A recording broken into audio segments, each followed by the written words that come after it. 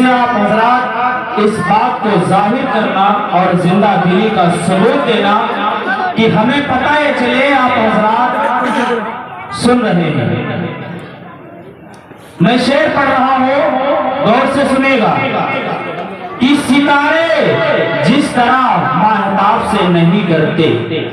ستارے جس طرح ماہتاب سے نہیں ڈرتے،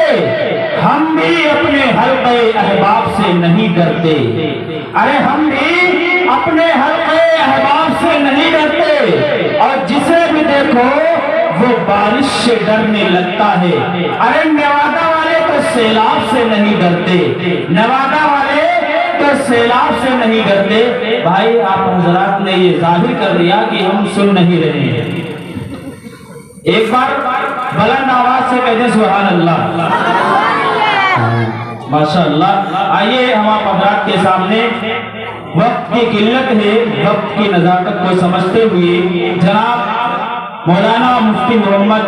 فہد صاحب القاسمی لہر پوری میں درخواست کروں گا کہ حضرت والا تشریف لائیں اور اپنے مواعظ حسنہ سے ہم سامعین کے دلوں کو مستفیض کریں۔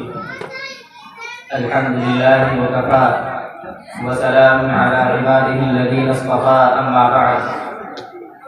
فقد قال اللہ تبارک وتعالی فی القرآن المجید: اعوذ باللہ من الشیطان الرجیم، بسم اللہ الرحمن الرحیم۔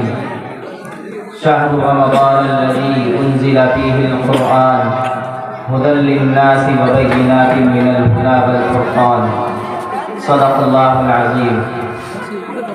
اللہم صل علی سیدنا محمد وعلی آل سیدنا محمد وبارک وسلم۔ مکہ آنی مکی آنی، ازل تیرا ابد تیرا، خدا کا آخری پیغام ہے، تو جاویدہ تو ہے۔ معزز سامعین اور حاضرین مجلس، آج کے جلسے کا عنوان استقبال رمضان کے تعلق سے ہے۔ رمضان کی آمد ہے اور یہ ایسا مہینہ ہے جس کے بارے میں اللہ کے نبی صلی اللہ علیہ وسلم نے ارشاد فرمایا: یا ایھا الناس قد اظلکم الشہر، قد اظلکم شہر عظیم، شہر مبارک، شہر فیہ لیلہ خیر من الف شہر۔ کہ اے لوگوں، تمہارے پاس ایک ایسا مہینہ آ رہا ہے، تم ایسے مہینے کے آنے کی اور آمد کی تیاری میں ہو جو بڑا ہی مبارک مہینہ ہے، بڑا ہی عظیم مہینہ ہے، جس کے اندر ایک ایسی رات ہے کہ جو 1000 راتوں سے بہتر ہے، جسے لیلۃ القدر سے یاد کیا جاتا ہے۔ رمضان المبارک کی تیاری کے تعلق سے سب سے پہلے جو بات ہمارے سامنے آتی ہے وہ قرآن کریم کے تعلق سے آتی ہے۔ رمضان المبارک اور قرآن کریم، ان دونوں کا ایسا رابطہ اور تعلق ہے کہ نہ ہم رمضان قرآن کے بغیر پورا ادا کر سکتے ہیں، اور نہ ہی قرآن کریم کے بغیر رمضان المبارک کی رونقیں حاصل کر سکتے ہیں۔ رمضان المبارک آتے ہی قرآن کریم کی رونقیں ہمارے اندر آ جاتی ہیں، قرآن کریم کے تعلق سے ہمارے اندر بیداری آ جاتی ہے، اور قرآنی تعلیمات پر عمل کرنا ہمارے لیے آسان ہو جایا کرتا ہے۔ رمضان المبارک اور قرآن کریم، ان دونوں کا باہم انتہائی مضبوط رابطہ اور تعلق ہے۔ ہمیں اپنے اندر سب سے پہلے ضرورت اس بات کی ہے کہ ہم قرآن کریم سے اپنے تعلق کو کس قدر مضبوط بناتے ہیں۔ اللہ کے نبی صلی اللہ علیہ وسلم نے جس جوش میں، جس انداز میں اور جس اہمیت کے ساتھ قرآن کریم اور رمضان المبارک کی فضیلت کو بیان فرمایا ہے، اس سے اندازہ ہوتا ہے کہ رمضان المبارک کے آنے کی وجہ سے ہمارے اوپر ذمہ داریاں کتنی بڑھ جایا کرتی ہیں۔ اگر ہم رمضان المبارک کے اندر بھی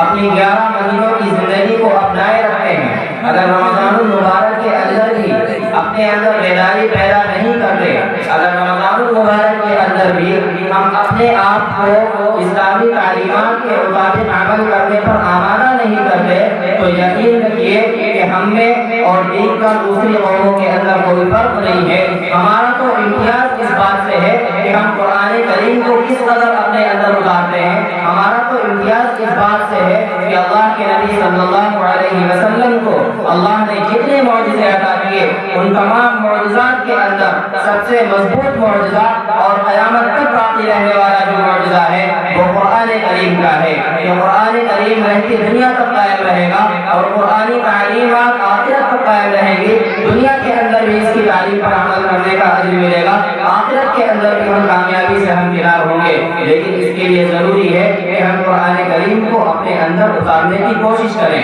اللہ رب العزت نے قرآن کریم کا تعلق رمضان سے اس طریقے سے بھی بنایا ہے کہ فرما دیا کہ قرآن کریم کی ہم خود حفاظت کریں گے، اور حفاظت کرنے کے لیے جو فوج تیار کی گئی ہے وہ حفاظ کی فوج ہے، اور حفاظ جو اپنے قرآن کی حفاظت کا اظہار کرتے ہیں وہ رمضان المبارک کے اندر تراویح کے اندر کرتے ہیں کہ پورا قرآن سورہ فاتحہ سے لے کر سورہ ناس تک کے سنا جاتے ہیں، اور یہ اللہ رب العزت کے دعوے اور اللہ رب العزت کی حفاظت کے مطابق پورے اتارتے ہیں۔ اللہ رب العزت نے قرآن کریم کے اندر حفاظت کا ذریعہ بن جاتے ہوئے ارشاد فرما دیا ہے سنقرئک فلا تنسى، اے نبی ہم آپ کو پڑھائیں گے پھر آپ نہیں بھولیں گے۔ اس سے معلوم ہوتا ہے کہ جس طریقے سے قرآن کریم پڑھنا ہمارے اوپر فرض ہے، اسی طریقے سے اگر ہم حافظ ہو گئے تو قرآن کریم کو یاد رکھنا بھی ہمارا فریضہ ہے۔ ایک دوسری آیت میں اللہ رب العزت نے ارشاد فرمایا وقال الذين كفروا لولا نزل عليه القرآن جملة واحدة كذلك لنثبت به فؤادك ورتلناه ترتيلا۔ یہ کافروں کا انکار تھا، کافروں کا اعتراض تھا کہ اگر قرآن کریم آخری کتاب ہے، اگر قرآن کریم اللہ رب العزت کی طرف سے نازل کیا ہوا ہے، اگر قرآن کریم راہ ہدایت ہے تو اس کو ایک ساتھ نازل کیوں نہ کر دیا؟ اس کا مطلب یہ ہے کہ اللہ کے نبی نعوذ باللہ اپنی جانب سے بنا کر لاتے ہیں۔ اللہ رب العزت نے اس کا جواب دیا اور فرمایا كذلك لنثبت به فؤادك، کہ ہم قرآن کریم کو آہستہ آہستہ چند آیات کر کے اس لیے نازل کرتے ہیں تاکہ اس کو تمہارے دلوں میں بٹھا دے، تاکہ اس کا یاد کرنا آسان ہو جائے، اور جب قرآنی تعلیمات سے ہم روشناس ہو جائیں گے تبھی اس پر عمل کرنا ممکن ہوگا، ورنہ تعلیمات پر اگر عمل کا شکوہ تو بعد میں آتا ہے، اگر ہمیں قرآنی تعلیمات کا علم ہی نہ ہو تو ہم اس پر عمل کیسے کر سکتے ہیں؟ اسی لیے علماء نے کہا ہے کہ اتنی تعلیم ہر مسلمان کے اوپر فرض ہے کہ جس کے ذریعے وہ اپنی زندگی کو اسلامی تعلیمات کے مطابق گزار سکے، حلال کو جان سکے، حرام کو جان سکے، اور حرام سے پرہیز کرے اور حلال پر عمل کرے، حلال کھائے، حرام کام سے بچے اور حلال کاموں کی طرف اپنے آپ کو گامزن کرے۔ ایک اور آیت کے اندر اللہ رب العزت نے ارشاد فرمایا ان علینا جمعہ وقرآنہ، کہ ہمارے ذمہ لازم ہے قرآن کریم کو جمع کرنا اور اس کو یاد کروا دینا، ثم ان علینا بیانہ، پھر اس کی ذمہ داری ہمارے اوپر ہے کہ ہم اس کی تعلیمات آپ کی زبانی امت تک پہنچا دیں۔ قرآن کریم کی پڑھی گئی جتنی آیات ہیں ان تمام آیات کے اندر اللہ رب العزت نے قرآن کریم کو یاد کرنے اور اس کو محفوظ رکھنے کا حکم دیا ہے۔ ان آیات سے مستفاد ہوتا ہے کہ جس طریقے سے قرآن کریم ہم پر لازم ہے کہ ہم اس کی تلاوت کریں، اسی طرح ہم پر لازم ہے کہ ہم اس کی تعلیمات کو اپنے اندر اتاریں، ان کے بتائی ہوئی تعلیمات پر عمل کریں، اور قرآن کریم سے اپنا تعلق اس طرح مضبوط کریں کہ جب قیامت کے دن ہمارے سامنے سوال ہو کہ یہ عمل کیوں کیا تو ہم یہ جواب دے سکیں کہ ہمیں قرآن کی روشنی سے یہ معلوم ہوا تھا۔ ہمارے درمیان میں جتنے لوگ موجود ہیں، اگر یہ دیکھا جائے کہ قرآن کریم کتنے لوگ پڑھنا جانتے ہیں تو ممکن ہے کہ اس میں سے کچھ ایسے بھی ہوں جن کو قرآن کریم پڑھنا نہ آتا ہو، کچھ ایسے بھی ہوں جن کو نورانی قاعدہ آج تک انہوں نے نہ دیکھا ہو، اور بہت سارے ایسے ہیں کہ جو قرآن کریم پڑھے ہوئے ہیں لیکن ان کو ترجمے سے کوئی مطلب نہیں رہا، ان کو تفسیر سے کوئی مطلب نہیں رہا، انہوں نے قرآن کریم کو تلاوت تک کے محدود کر دیا اور قرآنی تعلیمات پر عمل کرنے سے اپنے آپ کو دور رکھا، اور اس کو عالموں کے لیے چھوڑ دیا، مفتیوں کے لیے چھوڑ دیا، یا یہ کہ جو کرتا پائجامہ پہنے اس کے لیے چھوڑ دیا۔ یاد رکھیے قرآن کریم کتاب ہدایت بھی ہے، قرآن کریم کتاب تلاوت بھی ہے، قرآن قرآن کریم کتاب شفا بھی ہے، ہم قرآن کریم سے ہدایت پاتے ہیں۔ قرآن کریم تمام عالم کے لیے، تمام انسانیت کے لیے ہدایت ہے۔ قرآن کریم کتاب تلاوت بھی ہے کہ جس طریقے سے ہم اس کی تلاوت کریں گے اس سے ہمارے دل کا زنگ دور ہوگا، اسی طریقے سے ہمارے لیے ہدایت بھی ہے کہ ہم اگر اس کی تعلیمات پر عمل کریں گے تبھی ہم راہ راست پر چلیں گے اور آخرت کے صراط سے گزرنا ہمارے لیے آسان ہوگا، اور آخرت میں کامیابی کی کنجی ہمارے ہاتھ میں ہوگی، ہمارا نامہ اعمال داہنے ہاتھ میں ہوگا۔ اور اگر ہم نے قرآن کریم کی تعلیمات پر عمل نہ کیا تو پھر ہمارے لیے نجات ممکن نہیں۔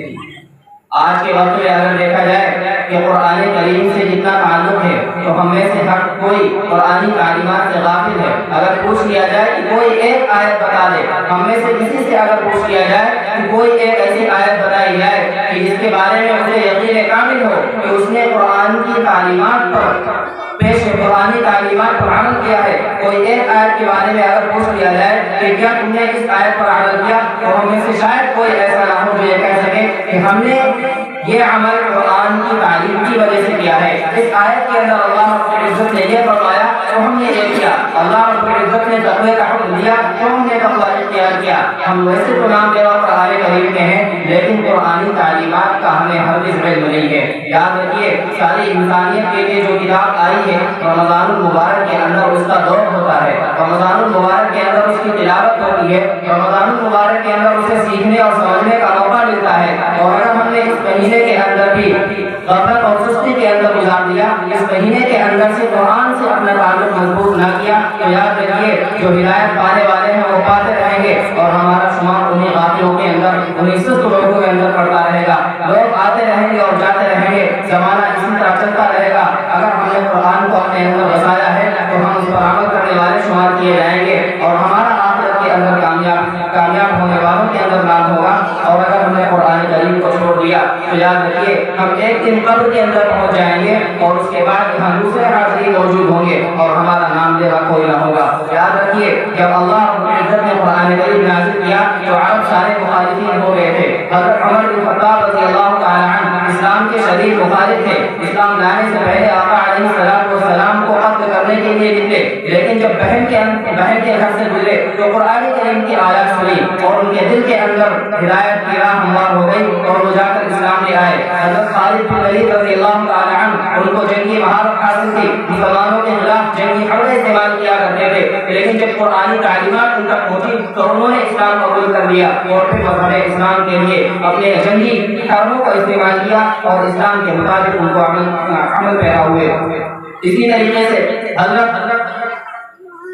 ابو سفیان بن حارث بن عبد المطلب رضی اللہ تعالی عنہ اسلام سے پہلے نبی کریم صلی اللہ علیہ وسلم کی شان کے اندر بےہودہ اشعار کہا کرتے تھے اور آقا علیہ السلام کی شان میں گستاخی کیا کرتے تھے، لیکن جب قرآن کی آیات سنی ہے، قرآن کی ہدایت کی باتیں سنی ہیں تو پھر وہ اسلام لے آئے اور پھر قادم حیات اسلام کے اوپر لٹ پٹنے کے لیے قربان ہو تیار رہے۔ اسی طریقے سے حضرت عقبہ کی بیٹی ہند ابو سفیان کی بیوی ہندا نے جب حضرت سید الشہداء حمزہ رضی اللہ تعالی عنہ کو جنگ میں شہید ہوئے تو ان کے بغض و عناد کی یہ انتہا تھی کہ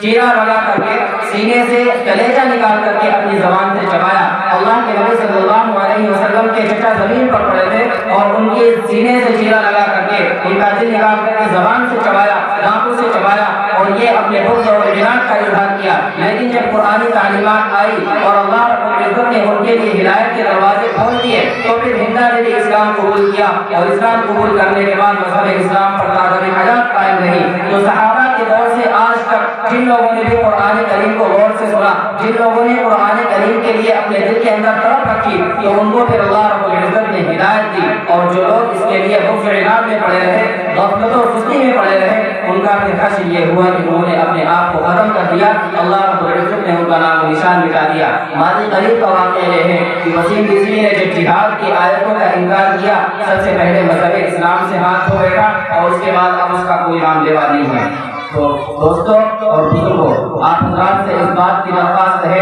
کہ رمضان المبارک آنے والا ہے اور رمضان المبارک کے اندر قرآن سے تعلق جوڑنے کو لازم پکڑ لیں، قرآنی تلاوت کو آیات کا اپنے حفظ جا بنا لیں اور قرآنی تعلیمات پر عمل کرنے کے لیے کر لیں۔ اور عمل کیسے ہوگا؟ اس کے لیے علماء سے رابطہ کرنا ہوگا، مساجد کے اندر تفسیر کا انتظام کرنا ہوگا، قرآن کا ترجمہ اپنے گھر رکھ کے اسے پڑھنا